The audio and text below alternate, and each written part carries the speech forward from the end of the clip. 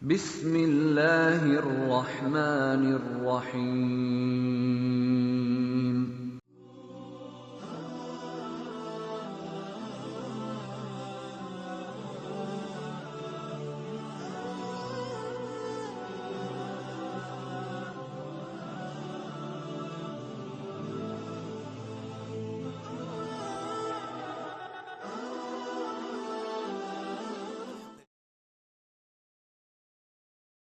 इस प्रोग्राम के मरकजी उन्वान की जानिब हम बढ़ते हैं, जिसके मुकर्रिर जामिअतुल इमाम बुखारी तलौली मुंबई के बानी फ़ज़ीलतुद दक्तूर उबैदुर्रहमान सलफ़ी मदनी हफ़िज़हुल्लाह हैं। आप हफ़िज़हुल्लाह शुमाली हिंद से ताल्लुक़ रखने वाली मुल्क की बड़ी इम्तियाज़ी शख्सियत हैं। आपने अपना इल्मी सफ़र जामिया सलफ़िया बनारस और फिर Jamia Islamia Medina Munawwara Medina तय्यबा से तय किया। कई इल्मी किताबें आपकी ज़ेरे नज़र सानी गुज़र चुकी हैं और आप हफ़िज़हुल्लाह कुछ अरबी किताबों के उर्दू तर्जुमान भी हैं। आप हफ़िज़हुल्लाह का सबसे इम्तियाज़ी और सबसे मुनफरिद काम ये कि आप कुतुब सित्ता के तहक़ीक़ी हाशिये तरतीब देने में सरगर्म अमल है। हम फ़ज़ीलतुद दक्तूर उबैदुर्रहमान सलफ़ी मदनी हफ़िज़हुल्लाह से बसद अदब व एहतराम गुजारिश करते हैं कि वो अपने वक़ी मुहाज़रे से हम तमाम को मुस्तफ़ीद फ़रमाएँ। फ़ल्यतफ़द्दल मशकूरा। अस्सलामु अलैकुम वरहमतुल्लाहि वबरकातुहू। इन्नल हम्दुलिल्लाहि नहमदुहु व नस्तईनुहु व नस्तगफिरुहु व नऊज़ु बिल्लाहि मिन शुरूरि अनफुसिना व मिन सय्यिआति अमालिना। मन यहदिहिल्लाहु फला मुदिल्ल लहु व मन युद्लिलहु फला हादिय लहु। व अशहदु अन ला इलाहा इल्लल्लाहु वहदहु ला शरीक लहु व अशहदु अन्न मुहम्मदन अब्दुहु व रसूलुहु। अम्मा बअदु फ़इन्न खैरल हदीस किताबुल्लाह व खैरल हदी हदी मुहम्मदिन सल्लल्लाहु अलैहि वसल्लम व शर्रल उमूरि मुहदसातुहा व कुल्ल मुहदसतिन बिदअह व कुल्ल बिदअतिन ज़लालह व कुल्ल ज़लालतिन फिन्नार। या अय्युहल्लज़ीन आमनु इत्तक़ुल्लाह हक़्क़ तुक़ातिहि व ला तमूतुन्न इल्ला व अंतुम मुस्लिमून।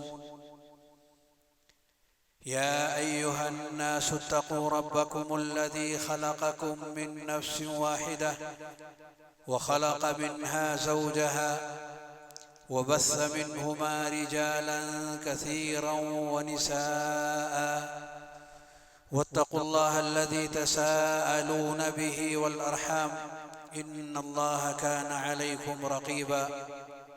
या अय्युहल्लज़ीन आमनु इत्तक़ुल्लाह व क़ूलू क़ौलन सदीदा युस्लिह लकुम अअमालकुम व यग़फिर लकुम ज़ुनूबकुम व मन युतिइल्लाह व रसूलहु फ़क़द फ़ाज़ फ़ौज़न अज़ीमा। वक़ाल तआला फ़ी मौदिअ आख़र या अय्युहन्नासु उअ्बुदू रब्बकुमुल्लज़ी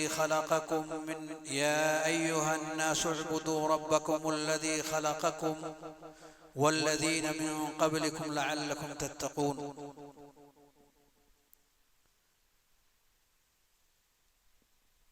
सदर जलसा स्टेज पर तशरीफ़ फरमा मुअज़्ज़ज़ उलमाए किराम,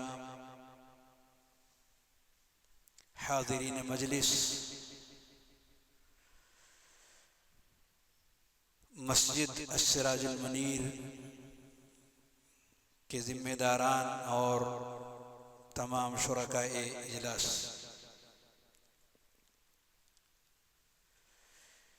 मेरे लिए आज ये बड़ी सआदत और खुशी का मकाम है कि आपकी इस अज़ीमुश्शान प्रोग्राम का एक हिस्सा बनने की रब्बे करीम ने तौफीक बख्शी। अल्लाह रब्बुल आलमीन हम तमाम की हाज़िरी को कबूल फरमाए और इस मुबारक घर में जिस तरह रब्बे करीम ने हम सबको जमा फरमाया है, जन्नतुल फिरदौस में हम सबको इकट्ठा फरमाए। आमीन या रब्बल आलमीन। मोहतरम हज़रात, आपके इस बावकार प्रोग्राम में जो मौजू लेकर मैं हाजिर हुआ हूँ वो एक निहायत ही अज़ीमुश्शान किताब की तलखीस है और वो किताब है मनहजुल अंबिया फी दावा इलल्लाह फीहिल हिकमतु वल अक़ल, यानी अंबिया किराम का दावत इलल्लाह के बाब में तरीक़े कार जिसमें हिकमत भी है और अक़ल भी है। इस किताब के मायनाज़ मुअल्लिफ़ मशहूर मुहक़्क़िक़ फ़ज़ीलतुश शेख अल-अल्लामा दुक्तोर रबीअ बिन हादी अल-मदखली रहमहुल्लाहु ताला। ढेर सारी किताबों के मारूफ मुअल्लिफ़ हैं और आपकी किताबों का एक बहुत बड़ा इम्तियाज़ ये है कि आपने वक्त की नज़ाकत को हमेशा महसूस करते हुए दुखती रग पर उंगलियां रखी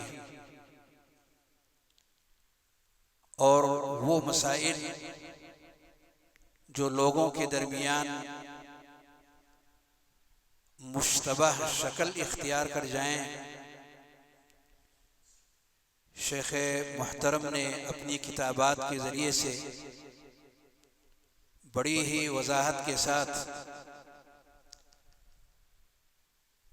सलफ़ी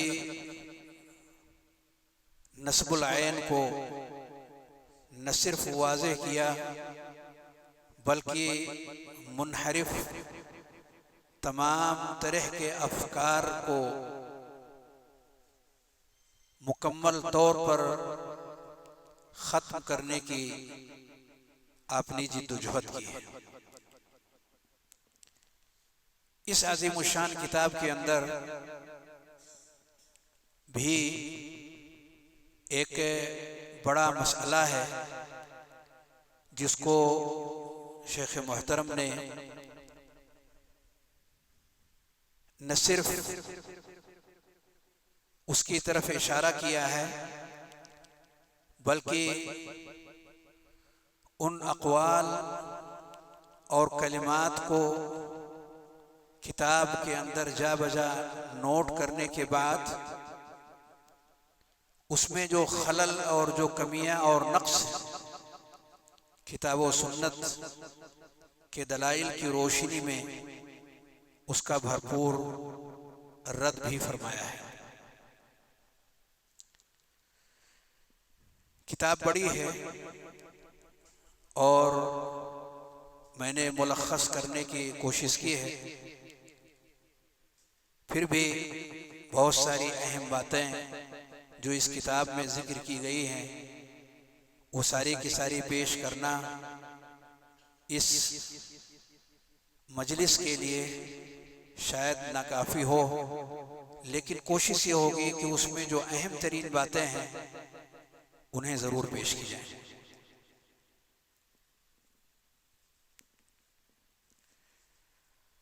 और यहाँ पर अगर मैं इस बात की तरफ इशारा करूं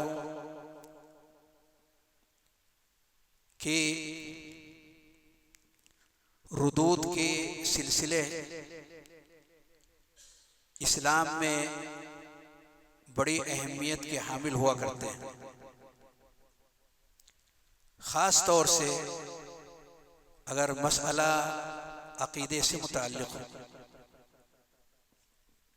अगर अक़दी मसाइल से उसका रिश्ता है और वहाँ पर गलत फहमियाँ आती हैं तो उसका रद्द करना और सही मनहज और तरीक़ेकार को वाज़ेह करना ये वक्त की बड़ी अहम ज़रूरत होती है। कुरान करीम में जा बजा आपको इसकी मिसालें मिलेंगी। नबी करीम सल्लल्लाहु अलैहि वसल्लम की अहादीस मुबारका में भी सलफ़े सालेहीन के नमूने बेशुमार भरे पड़े हैं। अल्लाह रब्बुल आलमीन कुरान मजीद में फरमाता है, वज़रब लना मसला व नसिया खल्क़ा, हमारे लिए तो मिसालें बयान किया और अपने नफ्स को भुला दिया। एक रिवायत में नबी करीम सल्लल्लाहु अलैहि वसल्लम फरमाते हैं, जाहिदुल मुशरिकीन बि अम्वालिकुम व अनफुसिकुम व अलसिनतिकुम, मुशरिकीन से अपने माल, अपनी जान और अपनी ज़ुबान के ज़रिए से जिहाद करो। इमाम यहया इब्न यहया फरमाते हैं, अज़्ज़ब्बु अन सुन्नह अफ़ज़लु मिनल जिहाद फ़ी सबीलिल्लाह, सुन्नत का दिफा ये जिहाद फ़ी सबीलिल्लाह से भी अफ़ज़ल और बेहतर है। मकसूद इससे दीन की हिमायत है, वो साफ सुथरा दीन जो रब्बे करीम ने नाजिल फरमाया, प्यारे नबी सल्लल्लाहु अलैहि वसल्लम ने जिसकी तशरीह फरमाई, उम्मत तक बिला कमोकास उसे आपने पहुंचाया और हजरत सहाबे किराम ने जिन्हें बड़ी ही खूबी के साथ उम्मत तक उसे नासहाना तरीके से अदा किया, अगर इस रास्ते में शिर्क और बिदआत और गलत और मुनहरिफ किस्म के अफकार इस साफ सुथरे दीन में खलल पैदा करते हैं तो यकीनन एक शख्स का खसारा नहीं बल्कि पूरी उम्मत का खसारा है कि साफ सुथरे इस्लाम के चेहरे से ऐसी सारी गंदगियों को साफ किया जाए और साफ करने वाले यकीनन एक अजीम और आला तरीन मकाम पर फाइज हुआ करते हैं। अल्लाह रब्बुल आलमीन ने ये शरफ बख्शा मुअल्लिफ मुहतरम को रहमहुल्लाह कि उन्होंने इस अज़ीमुश्शान किताब को तहरीर फरमाई और दावत इल्लाह के मैदान में कुछ इस तरह की चीज़ें जो वाकई उम्मत के लिए बहुत ही नुकसान का ज़रिया और सबब थी, आपने उन्हें वाज़ेह की है। इससे पहले कि मैं असल मौजू में दाखिल हूँ, अगर लुब्बे लुबाब के तौर पर किताब के अंदर दावत इल्लाह का जो मौजू मुअल्लिफ ने छेड़ा है, अगर मुख्तसरन इशारा करते हुए उन चंद बुनियादों की तरफ इशारा करूं जो इस किताब के ज़रिए से और इस जैसी दीगर किताबों के ज़रिए से हम सीख सकते हैं, तो यकीनन ये एक बेहतरीन आगाज़ होगा जो इस किताब के लिए, इस किताब के समझने के लिए हम सब के लिए काफ़ी नफ़ा बख्श होगा। दावत इल्लाह ये एक फरीज़ा है जो अल्लाह रब्बुल आलमीन ने उम्मत के एक ख़ास तबके के लिए मुतय्यन फरमाया है, जिसके लिए इल्म का पाया जाना बुनियादी और ज़रूरी है। वो इंसान जो अल्लाह रब्बुल आलमीन की तरफ दावत दे, ज़रूरी है कि दावत देने से पहले वो इल्म के असलहे से लैस हो। रब्बे करीम का इरशाद है, कुल हाज़िही सबीली अदअू इलल्लाहि अला बसीरतिन अना व मन इत्तबअनी, कह दीजिए मेरा रास्ता है, मैं अल्लाह की तरफ दावत देता हूँ बसीरत के साथ, बसीरत यानी इल्म के साथ, और वो लोग जो मेरे पीछे चलने वाले हैं यानी उन्हें भी चाहिए कि बसीरत के साथ इस सफ़र को, इस काफिले को लेकर के आगे बढ़ें। साथ ही साथ ज़रूरी है कि वो चीज़ें जो उसने सीखी हुई हैं, जो जाना हुआ है, उन सीखी और जानी हुई चीज़ों को अमली जामा पहनाने की कोशिश करें। अल अमलु बिमा यदउ इलैहि, उन पर खुद कारबंद हो, क्योंकि अगर एक इंसान अच्छा नमूना बन करके आगे नहीं बढ़ता तो उम्मत के लिए बजाय नफ़ा बख्श होने के वो नुकसानदेह हो सकता है। वमा उरीदु अन उखालिफकुम इला मा अनहाकुम अन इन उरीदु इल्ला अल इस्लाह मस्तताअत। अल्लाह रब्बुल आलमीन ने फरमाया, कुल इन्न सलाती व नुसुकी व महयाया व ममाती लिल्लाहि रब्बिल आलमीन ला शरीक लहू व बिज़ालिका उमिरतु व अना अव्वलुल मुस्लिमीन। कहा भी गया कि आप इन चीज़ों का इकरार कीजिए कि मेरी नमाज, मेरी कुर्बानी, मेरी ज़िंदगी, मेरी मौत, ये सब कुछ अल्लाह रब्बुल आलमीन के लिए है और मैं खुद इसका इकरार कर रहा हूँ, मैं इकरार करने वालों में सबसे पहले हूँ। उस इंसान को चाहिए कि अपने तमाम आमाल को अल्लाह रब्बुल आलमीन के लिए खालिस करे, किसी और को पा लेना उसका कोई मकसद न ठहरे। खालिसतन लिवजिल्लाह, मकसूद रब की रज़ा हो। दुनियावी लालच, दुनियावी मकासिद और मनासिब और बहुत सारी चीज़ों के हुसूल की नीयत उसको इस रास्ते से अलग कर देगी। अल्लाह रब्बुल आलमीन ने फरमाया, ला असअलुकुम अलैहि अजरा, एक और जगह फरमाया ला असअलुकुम अलैहि माला। इसी तरीके से एक चीज़ का और भी उसे ख्याल करना है कि वो अहम फल मुहिम के ज़ाब्ते पर आगे बढ़े। दावत का आगाज कहाँ से करना है, किस चीज़ से करना है, इसको हमें सीखना होगा किताब व सुन्नत के दलाइल की रोशनी में कि जो सबसे ज़्यादा अहम हो उसे सबसे पहले लेकर के आगे बढ़े, क्योंकि अकीदे का इस्लाह अमल की इस्लाह से पहले है। और अगर एक शख्स का अकीदा दुरुस्त नहीं है तो उसके आमाल बदर्जे औला दुरुस्त नहीं होंगे। हाँ, अकायद के इस्लाह के बाद और आमाल में इखलास को हासिल कर लेने के बाद ज़रूरी है कि वो दीगर फ़राइज़ और मुहर्रमात के ताल्लुक़ से अपनी गुफ्तगू के सिलसिले को आगे बढ़ाए। अल्लाह रब्बुल आलमीन ने फरमाया, वलक़द बअसना फ़ी कुल्लि उम्मतिन रसूलन अन इअ्बुदुल्लाह वज्तनिबुत ताग़ूत। इसी तरीके से दाई के लिए ज़रूरी है कि वो अपने अंदर सब्र व सबात कदमी की सिफत पैदा करे, क्योंकि ये मैदान ये अंबिया कराम अलैहिमुस्सलातु वस्सलाम का मैदान है और ये फूलों भरा मैदान नहीं है कि जिस पर चलने वाले लोगों के रास्ते में कांटे बिछाए जाते हैं, तकलीफ़ देह चीज़ें आती हैं और उसका ठट्ठा और मजाक उड़ाया जाता है।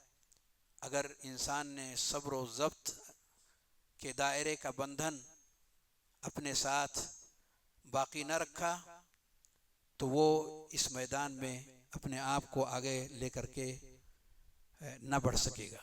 अल्लाह रब्बुल आलमीन ने फरमाया, वलक़द इस्तुहज़िअ बिरुसुलिम मिन क़ब्लिक फ़हाक़ बिल्लज़ीन सख़िरू मिनहुम मा कानू बिही यस्तहज़िऊन, कि आपसे पहले जो अंबिया और रसूल आए उनके साथ लोगों ने मजाक उड़ाया। और ये सिलसिला सारे अंबिया और सारे रसूल और सारे मुस्लिहीन के साथ पिछले ज़माने में भी होता रहा और हर ज़माने में भी ये सिलसिला जारी और सारी है। एक और जगह फरमाया, वलक़द कुज़्ज़िबत रुसुलुम मिन क़ब्लिक फ़सबरू अला मा कुज़्ज़िबू व ऊज़ू हत्ता अताहुम नसरुना, आपसे पहले के जो अंबिया और रसूल आए उनकी तकज़ीब की गई, लेकिन वो हिम्मत ना हारे, सब्र से काम लेते रहे, अज़ियतें उनको दी जाती रही, यहाँ तक कि हमारी तरफ से मदद आ पहुँची। दाई को चाहिए कि वो अच्छे अखलाक और किरदार का हामिल बने, हिकमत और दानाई को अपनाते हुए अपने सिलसिले दावत को लेकर के वो आगे बढ़े। अल्लाह रब्बुल आलमीन ने मूसा और हारून अलैहिमुस्सलातु वस्सलाम को फ़िरऔन की तरफ भेजते हुए फरमाया, इज़हबा इला फ़िरऔन इन्नहु तग़ा फ़क़ूला लहू क़ौलन लय्यिनन लअल्लहु यतज़क्करु औ यख़शा, फ़क़ूला लहू क़ौलन लय्यिनन लअल्लहु यतज़क्करु औ यख़शा। सरकश फ़िरऔन की तरफ खुश उसलूबी के साथ, नर्म रवैये के साथ आप तशरीफ़ ले जाएं, इसी से उसका दिल मोम हो सकता है या अल्लाह रब्बुल आलमीन से डर सकता है। इसी तरीके से दाई को चाहिए कि वो अल्लाह रब्बुल आलमीन के ताल्लुक़ से पुरउम्मीद हो, अच्छी उम्मीदें अल्लाह रब्बुल आलमीन के साथ वाबिस्ता रखने वाला हो, ना उम्मीदी उसकी ज़िंदगी से दूर हो। क्योंकि एक शख्स जब अल्लाह रब्बुल आलमीन की रज़ा के लिए लोगों को किताब व सुन्नत की तरफ बुलाता है और तरह तरह के हालात से दो चार होता है, तो ऐसे में उस शख्स के अंदर कई तरह की घमसान जंग का माहौल बर्पा हो जाता है और वो बाज़ हालात में टूट फूट का भी शिकार हो जाता है। ऐसे में ज़रूरी है कि वो अंबिया अलैहिमुस्सलातु वस्सलाम की अमली ज़िंदगी को अपनी निगाहों में रखे। नूह अलैहिस्सलातु वस्सलाम को रब्बे करीम ने उनकी कौम की तरफ भेजा और 950 बरस तक वो दावती ज़िंदगी गुजारते रहे। कभी नाउम्मीदी को उन्होंने अपनी ज़िंदगी में आने नहीं दिया। नबी करीम सल्लल्लाहु अलैहि वसल्लम की ज़िंदगी के अंदर जो कुछ भी हुआ हम सब जानते हैं, और ताइफ के मकाम पर आपके साथ जो रवैया अपनाया गया, आप सख्त तकलीफ़ में थे, लेकिन उसके बावजूद आपकी ज़ुबान मुबारक पर था, बल अर्जू अन युख़रिजल्लाहु मिन असलाबिहिम मन यअबुदुल्लाह वहदहु ला युशरिकु बिही शैआ, बल्कि मुझे उम्मीद है कि अल्लाह इनकी नस्ल से ऐसे लोगों को पैदा करेगा जो रब्बे करीम की इबादत और बंदगी करेंगे और उसके साथ किसी और को शरीक और साझी नहीं करेंगे। ये जो चीज़ें सरसरी तौर पर मैंने ज़िक्र की हैं, ये दरअसल वो ख़ुलासा हैं जो किसी भी दाई की दावत के मैदान के लिए बतौर बुनियाद के सामने होनी चाहिए, इन्हें अपनाना चाहिए ताकि वो दावत के मैदान में कामयाबी के साथ हमकनार हो सके। पर अगर आप देखें तो हमारे दरमियान ऐसे भी लोग हैं जो कई तरह के और भी मनाहिज रखते हैं, उनके यहाँ कई तरह के और भी तरीक़ेकार हैं जिनको उन्होंने अपनाया हुआ है, और उन्हें वो समझते हैं कि इन्हें अपना कर हम उम्मत की सही इस्लाह और सही गाइडिंग और सही रहनुमाई करने में कामयाब हो सकेंगे। और जो ज़ुबों हाली उम्मत को हासिल हो रही है या हो चुकी है या हो रही है, उससे उसको बाहर निकालने के लिए और वो तकलीफ़ जो उम्मत को लाहिक है उसको दूर करने के लिए यही रास्ता है और यही तरीक़ा है जो लोगों ने अपनाई हुई है। तो अगर निगाह डाली जाए, जैसा कि मुअल्लिफ़ ने अपनी किताब का आगाज़ करते हुए इस बात की तरफ इशारा दिया कि ऐसे मुस्लिहीन के तरीक़ेकार को जब निगाहों में रखा जाए कि कैसे उम्मत की इस्लाह मुमकिन है, इन माहौल में और इन हालात के अंदर क्या तरीक़ेकार इख्तियार करनी चाहिए, तो हमारे सामने कई तरह के मनाहिज आते हैं। कुछ ऐसे हैं जो सियासी तरीक़ेकार को ज़्यादा नफ़ाबख्श समझते हैं, कुछ फ़िक्री रवैये को अपनाने, और कुछ ऐसे हैं जो तसव्वुफ़ की राह इख्तियार करने को मसाइल के हल के तौर पर और जो भी मुश्किलात हैं उनके दूर करने के लिए नफ़ाबख्श समझते हैं। शेख मोहतरम ने इन तमाम चीज़ों को सामने रखने के बाद लोगों के सामने जो चीज़ पेश फरमाई वो इन सब से हट कर था। कहा हमारे लिए क्या अम्बिया की मिसाल काफ़ी नहीं है? सारे अम्बिया जिन्हें अल्लाह रब्बुल आलमीन ने उनकी कौमों के दरमियान मुस्लिह बना करके भेजा, नबी बना करके भेजा, दाई बना करके भेजा, वो इसलिए भेजा ताकि उनकी इस्लाह हो सके, ताकि उनके अंदर मौजूद जो जहालत और जलालत है उसको दूर किया जा सके।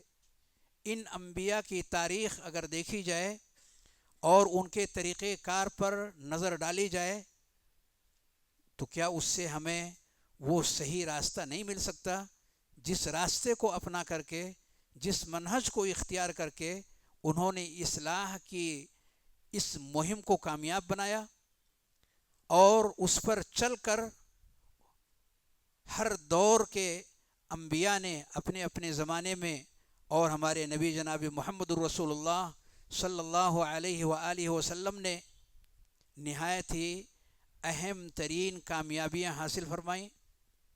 क्या वो सिर्फ़ उसी दौर के लिए वो ख़ास था, या ये अम्बिया इसलिए भेजे गए थे क्योंकि ये उसवा और नमूना है? लक़द कान लकुम फ़ी रसूलिल्लाहि उस्वतुन हसना, अल्लाह रब्बुल आलमीन ने बतौर उसवा और नमूना के इन अम्बिया को भेजा और उनकी इन रहनुमाइयों को अल्लाह रब्बुल आलमीन ने कुरान मजीद के अंदर महफूज फरमा दिया। प्यारे नबी सल्लल्लाहु अलैहि वसल्लम की रिवायात के अंदर इन सारी रहनुमाइयों को महफूज फरमा दिया। मकसूद क्या था? मकसूद इसके पीछे सिर्फ ये है कि उम्मत आए और उसको जो भी मुश्किलात दरपेश हैं, जो भी मसाइल उसको दरपेश हैं और जो भी चैलेंजेस उसकी ज़िंदगी के अंदर आ रहे हैं, उनसे अगर वो निपटना चाहते हैं और सही रास्ते की तलाश में हैं तो अम्बिया के रास्ते के अलावा उन्हें कोई भी रास्ता बेहतर, साफ़ सुथरा और नफ़ा बख्श नज़र नहीं आएगा। अपनी गुफ्तगू को शेख मोहतरम ने उस मकसद की तरफ इशारा करते हुए जिस मकसद के लिए अल्लाह रब्बुल आलमीन ने सारे इंसानों को पैदा किया है उसको ज़हन नशीन करके ही कोई दाई अपने इस सिलसिले दावत को लेकर के आगे बढ़े।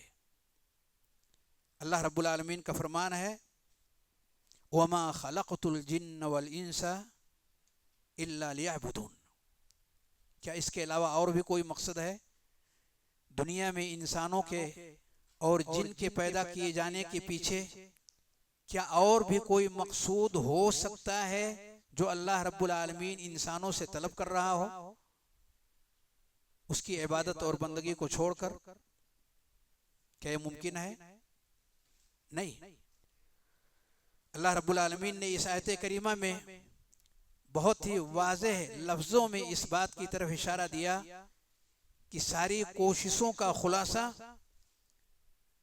इस मकसूद तक पहुंचने में है कि अल्लाह रब्बुल आलमीन ने हम इंसानों को और तमाम जिनों को सिर्फ इस अज़ीमुश्शान मकसद तक पहुंचने के लिए पैदा किया है। और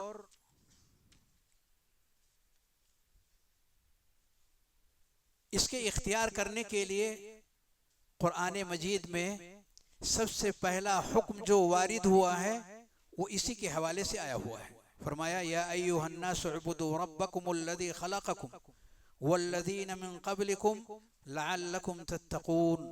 ऐ लोगो, अपने उस रब की इबादत और बंदगी करो जिसने तुम्हें पैदा किया और तुमसे पहले के लोगों को पैदा किया ताकि तुम तक़वे वाले हो जाओ। क्यों इबादत करो उस रब की, क्यों बंदगी करो उस रब की? आगे उसकी वजह जिक्र फरमाते हुए फरमाया अल्लज़ी जअल लकुमुल अर्द फ़िराशा वस्समाअ बिनाअ व अंज़ल मिनस समाइ माअ फ़अख़रज बिही मिनस समराति रिज़क़न लकुम फ़ला तजअलू लिल्लाहि अंदादन व अंतुम तअलमून। तो रब्बे करीम ने यहाँ उस मकसद को अपनाने का हुक्म दिया जिसके लिए उन्हें पैदा किया था, यानी इबादत और बंदगी का।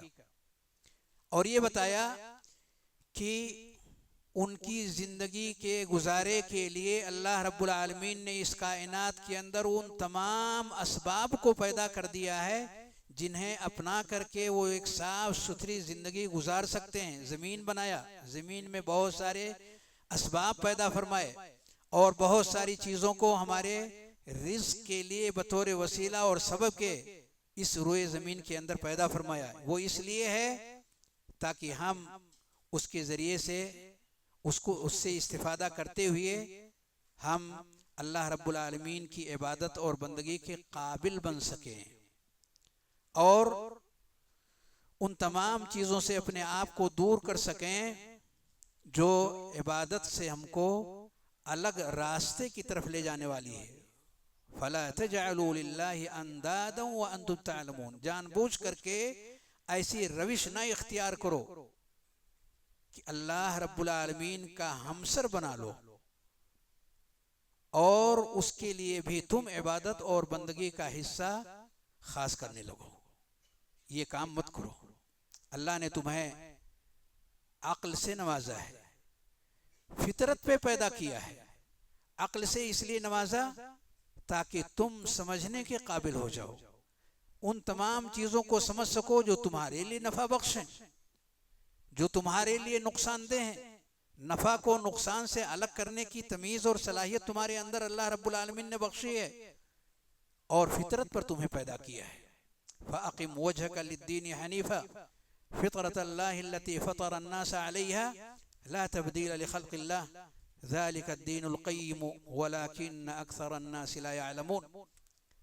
ये अल्लाह की वो फितरत है जिस पर सारे लोगों को अल्लाह रब्बुल आलमीन ने पैदा किया है। और जैसा कि रसूल करीम सल्लल्लाहु अलैहि वसल्लम की इरशाद गिरामी है, मा मिन मौलूदिन यूलदु इल्ला अलल फितरा फअबावाहु युहव्विदानिही औ युनस्सिरानिही औ युमज्जिसानिही। जितने भी बच्चे पैदा होते हैं वो सारे के सारे फितरत इस्लाम पर पैदा होते हैं। और यही सूरत हाल थी तमाम इंसानों की, यहाँ तक कि उनके बीच में शयातीन आए। व इन्नी खलक़तु इबादी हुनफ़ा, अल्लाह रब्बुल आलमीन कहता है व इन्नी खलक़तु इबादी हुनफ़ा, मैंने अपने सारे बंदों को शिर्क से बेजार पैदा किया। वो शिर्क से मायल थे, तौहीद पर कायम थे। व इन्नहुम अततहुमुश शयातीन, पर उनके पास शयातीन आए फस्तअलतहुम अन दीनिहिम, और इस तौहीद से उनको मुनहरिफ कर दिया। वह हर्रमत अलैहिम मा अहललतु लहुम, जो मैंने हलाल किया था उन्होंने उसको हराम कर दिया। वह अमरतहुम अन युशरिकू बी मा लम उनज़्ज़िल बिही सुल्ताना, और इन शयातीन ने उन्हें शिर्क करने का हुक्म दिया जिसकी कोई दलील और जिसके पीछे कोई बुरहान भी नहीं था। अल्लाह रब्बुल आलमीन ने लोगों की रहनुमाई के लिए, लोगों की इस्लाह के लिए, लोगों की हिदायत के लिए न सिर्फ अक्ल, समझ और फितरत पर इक्तिफा किया, बल्कि उनके दरमियान अंबिया और रसूल को भी भेजा। अंबिया और रसूल उनके बीच में आए और इन सारे अंबिया और रसूलों ने अल्लाह रब्बुल आलमीन के अजीमुश्शान पैगाम को अपने अपने ज़माने के अंदर उन्होंने अपनी अक़वाम की तरफ पेश फरमाया, जिसके नतीजे में क्या हुआ? जिसके नतीजे में ये हुआ कि लोगों ने उनके साथ हर तरह की अदावत और दुश्मनी का मामला किया। इनका पैगाम क्या था? ये जो सारे अंबिया और रसूल दुनिया में तशरीफ़ लाए, इनका क्या पैगाम था? इनका पैगाम जामे और शामिल किस्म का पैगाम था। हर तरह के खैर पर मुश्तमिल उनका पैगाम था, और वो शर जो लोगों के लिए बाइसे ज़रर और नुकसान है, उन सारी चीज़ों से रोकने वाला वो पैगाम था। हज़रत अब्दुल्लाह इब्न आमिर इब्न आस रज़ियल्लाहु अन्हुमा फरमाते हैं, सही मुस्लिम की रिवायत है, इन्नहु लम यकुन नबियुन क़ब्ली, प्यारे नबी सल्लल्लाहु अलैहि वसल्लम फरमाते हैं, मुझसे पहले जितने भी अंबिया आए, इल्ला वकान हक़्क़न अलैहि अन यदुल्ल उम्मतहु अला खैरि मा यअलमुहु, उनके ऊपर ये वाजिब था, ये ज़रूरी था, ये हक़ था कि वो अपने सारे उम्मतियों को वो खैर बताएं जो अल्लाह ने उन्हें खैर दे करके भेजा। वयुनज़िरहुम शर्र मा यअलमुहु लहुम, और उस शर से लोगों को आगाह करें जिससे अल्लाह रब्बुल आलमीन ने उन्हें आगाह किया था। ये सारे अंबिया का वो पैगाम था जो खैर और शर पर मुश्तमिल पैगाम और जामे किस्म का पैगाम था, जो नबी करीम सल्लल्लाहु अलैहि वसल्लम की इस हदीस मुबारक के ज़रिए से हम सब ने सुना। सवाल ये है कि जामे शर और जामे खैर का ये बड़ा सा रिसाला और पैगाम जो उम्मत तक पहुँचा, उसका आगाज़ कहाँ से हुआ? कहाँ से आगाज़ किया गया? कहाँ से उसकी शुरुआत की गई? उम्मत में कहीं भी ज़लाल है, कहीं भी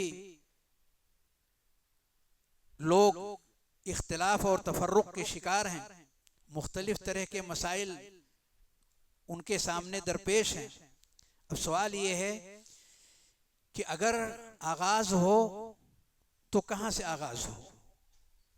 सारे अंबिया का तरीक़ेकार इस बारे में एक ही रहा है, मुख्तलिफ नहीं रहा, और ये हक़ की पहचान है। आप दीगर मनाहिज से ताल्लुक़ रखने वाले लोगों को आप देखेंगे कि उनके यहाँ यकसानियत नहीं है, उनके यहाँ इत्तिफाक नहीं है, उनके मनाहिज में बहुत ज़्यादा इख्तिलाफ है, और सिलसिला कहाँ से शुरू हो और कहाँ पर ख़त्म हो, उनके माबैन किसी भी तरह का कोई मामला मुत्तफ़क़ अलैह नहीं रहा है। लेकिन दावतुल अंबिया के अंदर अगर आप देखें कि अंबिया अलैहिमुस्सलातु वस्सलाम सारे के सारे जो इस दुनिया में तशरीफ़ लाए, उनके सिलसिले आगाज़ को भी अगर आप देखेंगे तो एक जैसा पाएंगे, उनका मौज़ूए दावत देखेंगे तो वो भी एक जैसा पाएंगे। कहीं भी उनके दरमियान कोई इख्तिलाफ और कोई ऐसी चीज़ नज़र नहीं आएगी जो आज के दीगर मुनहरिफ किस्म के दावात के अंदर हम सबको नज़र आता है। आइए ज़रा उन बुनियादों की तरफ निगाह डालें जो इन तमाम अंबिया की दावात के अंदर बुनियादी तौर पर पाया जाता है। ये कुल 3 बुनियादें थी जिस पर सारे अंबिया ने तरकीज़ किया। 3 बुनियादों पर अंबिया की दावत कायम रही है, और इसी से उन्होंने अपनी गुफ्तगू को आगे बढ़ाया है। नंबर 1 तौहीद, नंबर 2 नबूवत, नंबर 3 मआद, अद्दारुल आखिरा, मरने के बाद की ज़िंदगी।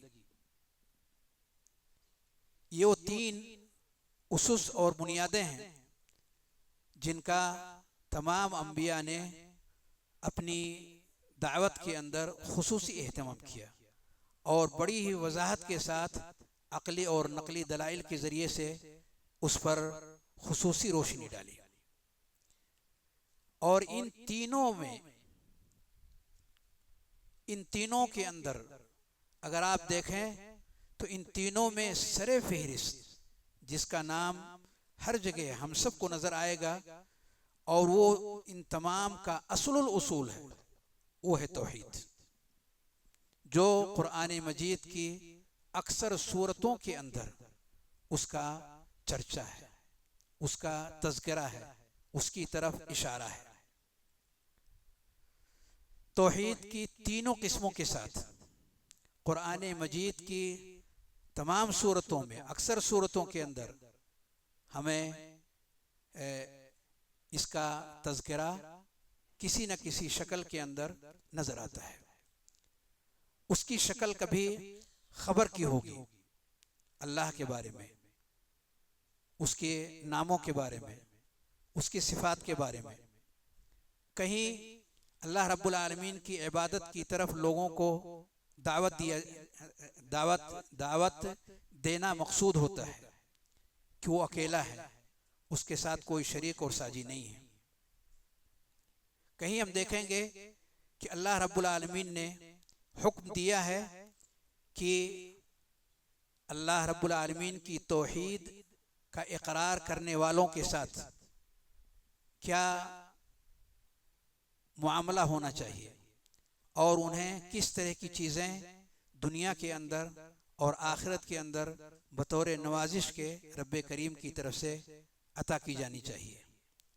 ये इकराम है अहले तौहीद के लिए, और इसी के बिल्कुल ख़िलाफ़ जो अहले शिरक हैं, जिन्होंने अंबिया की दावत पर लब्बैक नहीं कहा, उनके साथ किस तरह की सज़ाएँ होंगी आखिरत के अंदर और दुनिया के अंदर।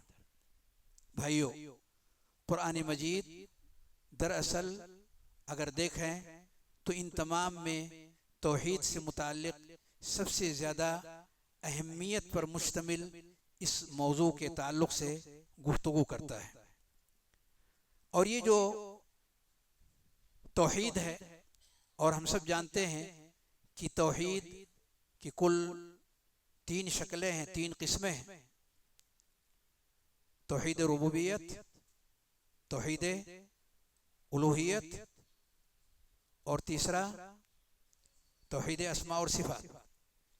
इन तीनों में तौहीद उलूहियत इन तीनों में सबसे सरे फहरिस्त है, जिसको तौहीद इबादत कहते हैं कि इबादत और बंदगी के लायक सिर्फ़ और सिर्फ अल्लाह रब्बुल आलमीन की ज़ात है।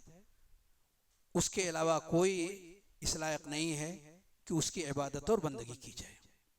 अल्लाह रब्बुल आलमीन ने कुरान मजीद के अंदर, कुरान मजीद के अक्सर सूरतों के अंदर इस तौहीद पर, तौहीद उलूहियत पर, तौहीद इबादत पर ख़ास तौर से इसलिए तरकीज़ किया क्योंकि ये सबसे अहम तरीन पहलू है।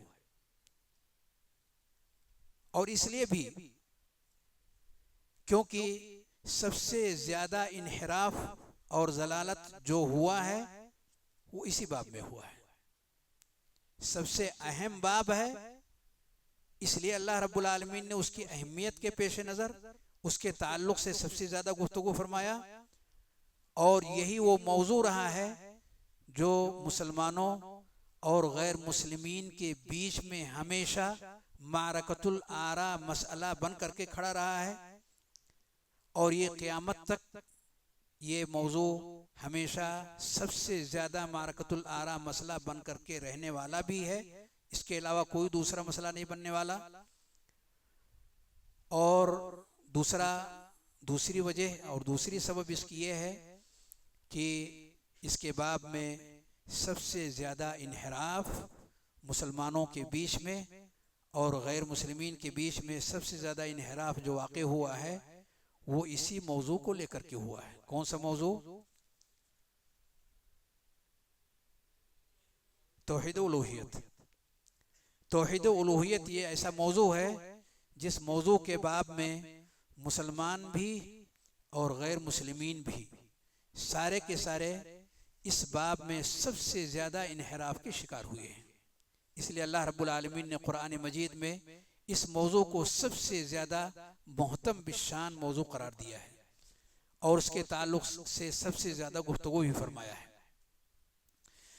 तो अगर कुरान मजीद के अंदर अंबिया अलैहिमुस्सलातु वस्सलाम की दावत को देखना है उमूमी तौर पर, तो हम चंद आयात के ज़रिए से उनकी दावत का खुलासा देख सकते हैं। अल्लाह रब्बुल आलमीन ने सूरह नहल आयत नंबर 36 में फरमाया, वलक़द बअसना फ़ी कुल्लि उम्मतिर रसूलन अन इअ्बुदुल्लाह वज्तनिबुत ताग़ूत। हमने हर उम्मत के अंदर एक रसूल भेजा कि अल्लाह की इबादत करो और तागूत से बचो। एक रब की इबादत करो और हर तरह के तागूत से बचो। और सूरह अंबिया आयत नंबर 25 में फरमाया, वमा अरसलना मिन क़ब्लिक मिन रसूलिन इल्ला नूही इलैहि अन्नहु ला इलाहा इल्ला अना फ़अबुदून। आपसे पहले जितने भी रसूल हमने भेजे सब की तरफ हमने ये वही किया कि मेरे अलावा कोई माबूद हकीकी नहीं है, इसलिए तुम मेरी ही इबादत करो।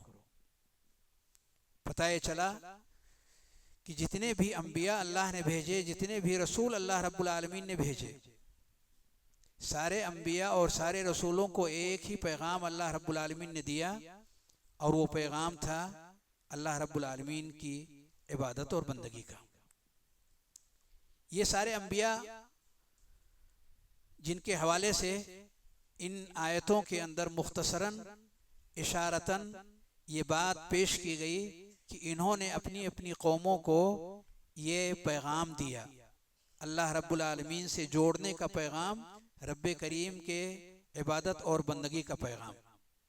अगर हम अंबिया की सीरत को कुरान मजीद और नबी सल्लल्लाहु अलैहि वसल्लम की अहादीस मुतहरा की रोशनी में किसी कदर और करीब से होकर के कुछ और तफसील के साथ देखना चाहें कि किस तरह से इन अंबिया ने अपनी कौमों के बीच में जाकर अपनी इस दावत को उन्होंने पेश किया और उसका रद्द अमल उनकी तरफ से क्या हुआ, कौम के लोगों ने उनके साथ किस तरह का सलूक और मुआमला किया और ये मुआमला कब तक जारी और सारी रहा।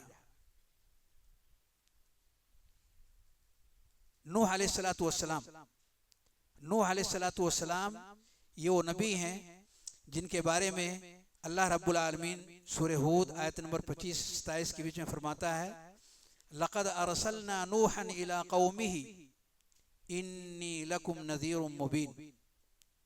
हमने नूह अलैहिस्सलातु वस्सलाम को उनकी कौम की तरफ भेजा। उन्होंने कहा कि मैं तुम्हारे बीच में खुला हुआ आगाह करने वाला हूँ।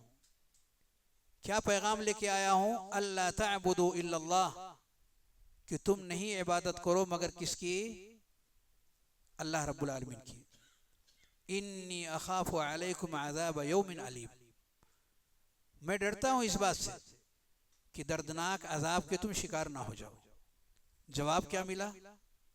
कौम ने इस पैगाम को सुनने के बाद, इस रिसाले को सुनने के बाद, ये आदम अलैहिस्सलातु वस्सलाम के बाद पहले रसूल हैं, पहले पैगंबर हैं जो लोगों को गुमराही से निकालने के लिए अल्लाह रब्बुल आलमीन की तरफ से भेजे गए।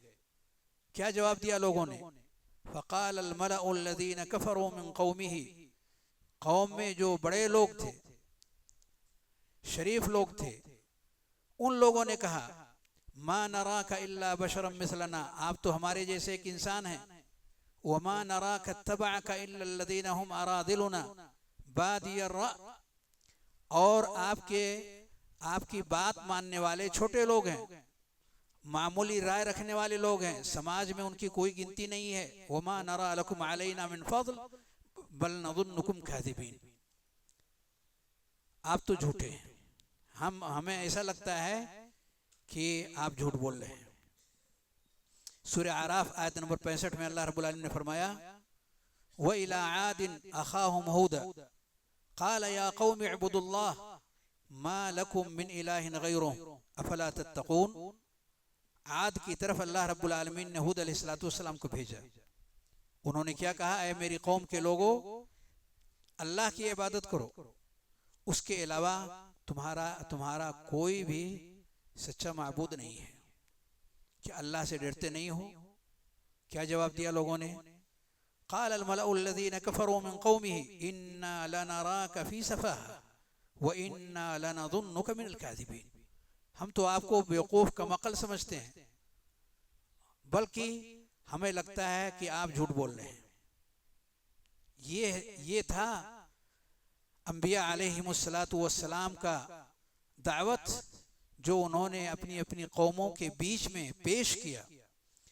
और जब उनकी कौम के लोगों ने उनकी बातों को सुना, रब्बे करीम के पैगाम को सुना उन अंबिया की ज़ुबानी, तो सुनने के बाद उन्होंने उनका मजाक उड़ाया, ठट्ठा उड़ाया। और ये ठट्ठा और मजाक ये जिस्मानी अजियत से कहीं ज़्यादा कर्बनाक हुआ करता है। ख़ास तौर से अगर उस इंसान का मजाक उड़ाया जाए जिसका समाज के अंदर एक बड़ा नाम हो। नबी करीम सल्लल्लाहु अलैहि वसल्लम की ज़िंदगी को अगर आप देखें तो इसकी हैसियत खुल करके सामने आएगी। हज़रत आयशा सिद्दीक़ा रज़ियल्लाहु ताला अन्हा नबी करीम सल्लल्लाहु अलैहि वसल्लम से पूछती हैं, हल अता अलैका यौमुन काना अशद्द मिन यौम उहुद। ग़ज़वे उहुद किस साल पेश आया? 3 हिजरी। माशाअल्लाह। क्या उहुद के मकाम पर जो तकलीफ आपको पहुंची उससे ज्यादा तकलीफ आपको कभी और पहुंची है? नबी करीम सल्लल्लाहु अलैहि वसल्लम से हज़रत आयशा सिद्दीक़ा रज़ियल्लाहु ताला अन्हा ये सवाल करती है। सिर्फ नबी सल्लल्लाहु अलैहि वसल्लम के दंदाने मुबारक ही नहीं शहीद हुए थे, बल्कि वहां 70 सहाबा को शहीद कर दिया गया था। वहां नबी करीम सल्लल्लाहु अलैहि वसल्लम के वो चचा भी शहीद हुए थे जो आपको बहुत ही हर दिल अजीज थे। क्या नाम है उनका? हजरत हमजा रज़ियल्लाहु ताला अन्हु। नबी करीम सल्लल्लाहु अलैहि वसल्लम ने हजरत आयशा रज़ियल्लाहु ताला अन्हा की इस सवाल के जवाब में आपने जो फरमाया, आप फरमाते हैं, लक़द लक़ीतु मिन क़ौमिकी मा लक़ीत व काना अशद्द मा लक़ीतु मिनहुम यौमल अक़बा।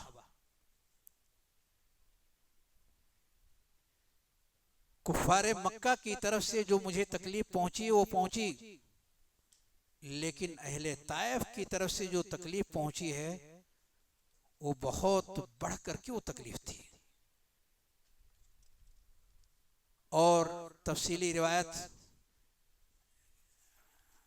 के अंदर जो बात आई हुई है कि नबी करीम सल्लल्लाहु अलैहि वसल्लम को इतना पत्थर से मारा गया और इस कदर आपको तकलीफ पहुंची, फलम अस्तफ़िक़ इल्ला व अना बिक़र्नि सआलिब, कि फला मकाम पर पहुंच करके ही हमको होश आया। फ़रफ़अतु रासी फ़इज़ा अना बिसहाबा क़द अज़ल्लतनी, जब मुझे होश आया मैंने अपना सर उठाया तो एक बदली देख रहा हूं जो मेरे ऊपर साया फगन है और उसमें जिब्रील अलैहिस्सलातु वस्सलाम है, वो मुझे पुकार रहे हैं। वो कह रहे हैं, इन्नल्लाह क़द समिअ क़ौल क़ौमिका लक व मा रद्दू अलैक, जो बातें आपकी कौम के लोगों ने आपके ताल्लुक से कही हैं अल्लाह रब्बुल आलमीन ने सब कुछ सुना। आपकी बातों को भी सुना और उनके जवाब को भी रब्बे करीम ने सुना और आपके पास मलकुल जिबाल को भेजा है। आप जो चाहें इस मलकुल जिबाल को आप हुक्म दे दें, इंशिता मलकुल जबाल उनकी तरफ आकर के और उनसे इजाज़त लेता है तो आप कहते हैं इंशिता अन उतबिका अलैहिमुल अख्शबीन, अगर आप चाहें तो इन अख्शबैन, अगर आप चाहें तो इन दोनों पहाड़ों के बीच में इन लोगों को पीस कर रख दें। फ़क़ाल लहू रसूलुल्लाह सल्लल्लाहु अलैहि वसल्लम बल अर्जुल्लाह अन युख़रिज मिन अस्लाबिहिम मन यअबुदुल्लाह वहदहू ला युशरिकु बिही शैआ। नहीं, मैं उनको नहीं चाहता हूँ कि उनसे इंतकाम लिया जाए, उनसे बदला लिया जाए, बल्कि मैं उन्हें माफ़ करता हूँ और मुझे उम्मीद है कि अल्लाह उनकी नस्ल से ऐसे लोगों को पैदा करेगा कि जो उसके साथ शरीक नहीं करेंगे बल्कि सिर्फ़ और सिर्फ उसी की तौहीद बजा लाएंगे, उसी की इबादत और बंदगी करेंगे। ये सही बुखारी और सही मुस्लिम की रिवायत है। इससे पता चलता है कि अंबिया अलैहिमुस्सलातु वस्सलाम को जो अज़ियत और जो तकलीफ़ मैदान जंग में नहीं हुई, उससे बड़ी अज़ियत उनको मैदान दावत के अंदर पेश आई। खुद नबी करीम सल्लल्लाहु अलैहि वसल्लम ने उसकी तरफ इशारा दिया, खुद नबी करीम सल्लल्लाहु अलैहि वसल्लम ने उसकी वजाहत फरमाई कि ये बढ़ करके था, ये मकाम बढ़ करके था बनिस्बत दीगर और तमाम अज़ियत की जगहों से।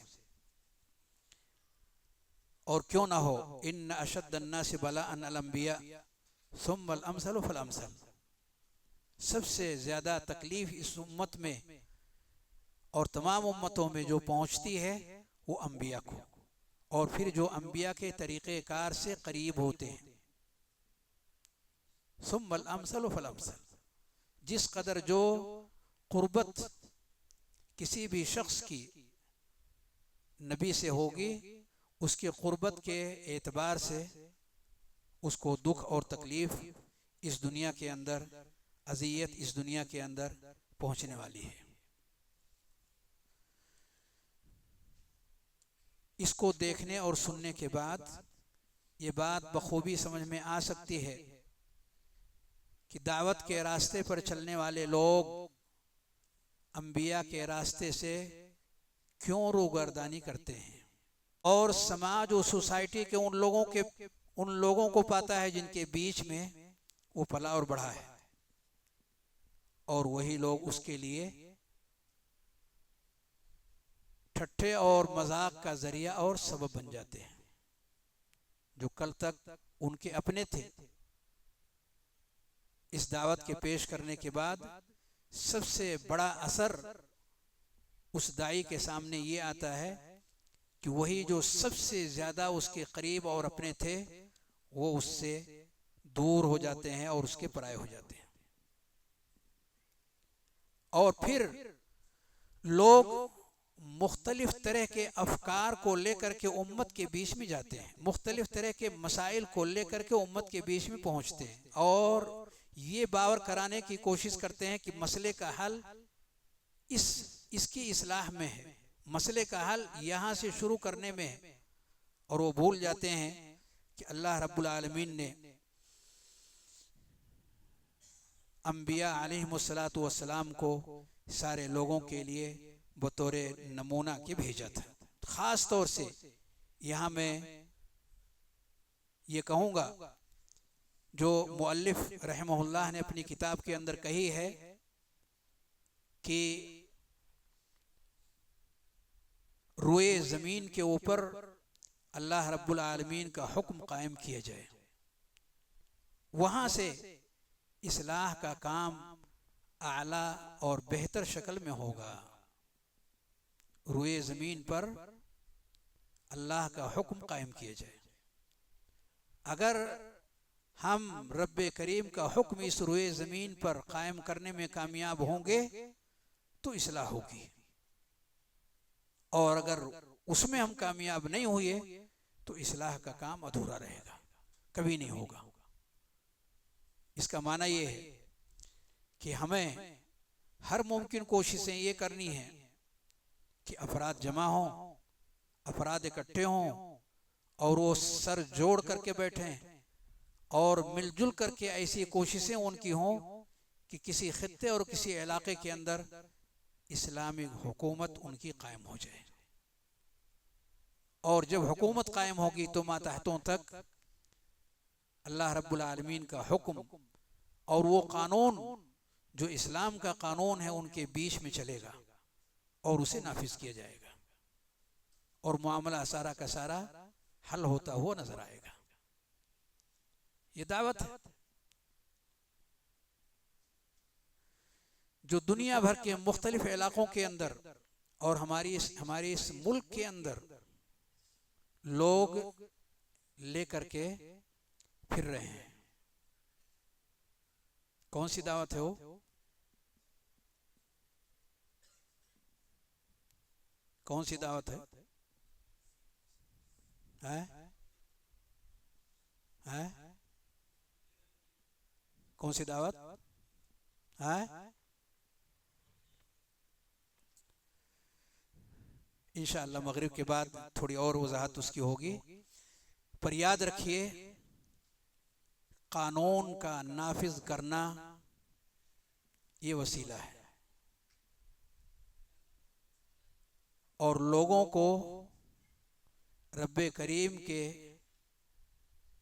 इबादत और बंदगी पर लाना ये मकसद है। आप कुछ नमूने इंशाअल्लाह देखेंगे जिससे आपको ये पता चलेगा कि इस वसीले पर अंबिया ने काम किया या इस मकसद पर अंबिया ने काम किया। लोग इन वसाइल की तरफ भाग रहे हैं जिनको अल्लाह रब्बुल आलमीन ने वसीला कहा है। कुरान मजीद सूरह हज आयत नंबर 41 में देखिए, अल्लज़ीना इम्मक्कन्नाहुम फिल अर्द अक़ामुस्सलाह व आतउज़्ज़काह व अमरू बिल मारूफ व नहौ अनिल मुनकर वलिल्लाहि आक़िबतुल उमूर। वो लोग जिन्हें ज़मीन में अगर हम क़ुव्वत दे दें, यानी उनकी हुकूमत कायम हो जाए, तो क्या करेंगे?